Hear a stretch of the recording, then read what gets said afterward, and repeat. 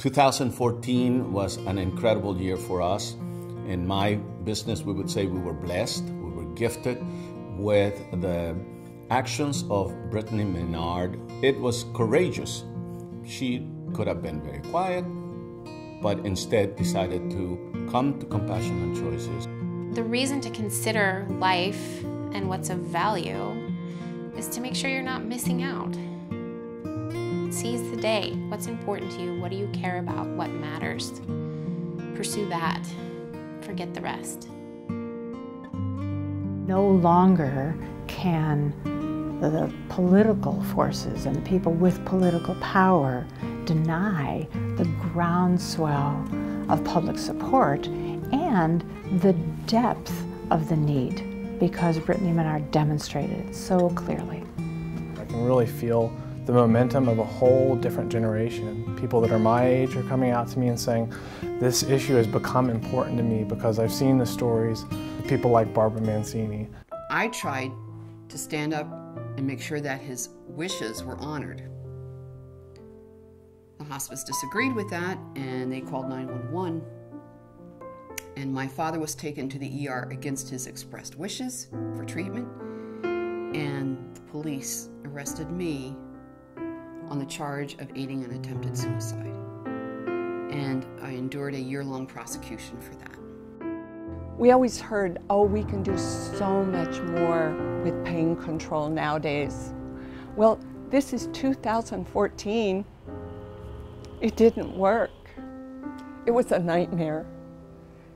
I wouldn't wish this on my worst enemy. For me, it is very interesting that much opposition to death with dignity comes from religious circles. I think that people of faith cannot and must not interfere with the right of others to choose a death with dignity.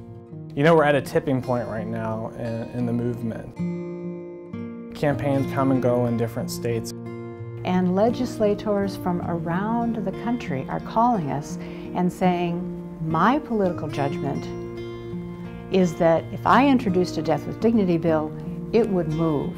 One huge milestone is that the New Jersey Assembly passed its Death with Dignity bill. If you open up the newspaper, you'll find these editorials where new voices are coming out in support of this and really calling for state legislators to pass aid in dying and to bring it into practice in their states. The experience of death and dying can be made better, and most of that is a result of communication and respect.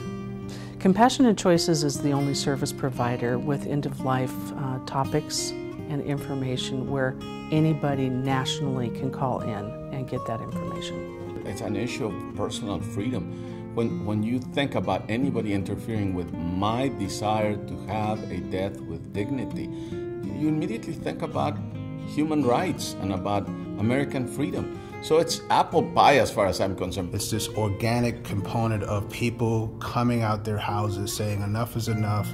My family members should not have to suffer. They should be able to die with dignity versus suffering and pain. And no one should have a right, the government shouldn't have a right to tell someone how they should die.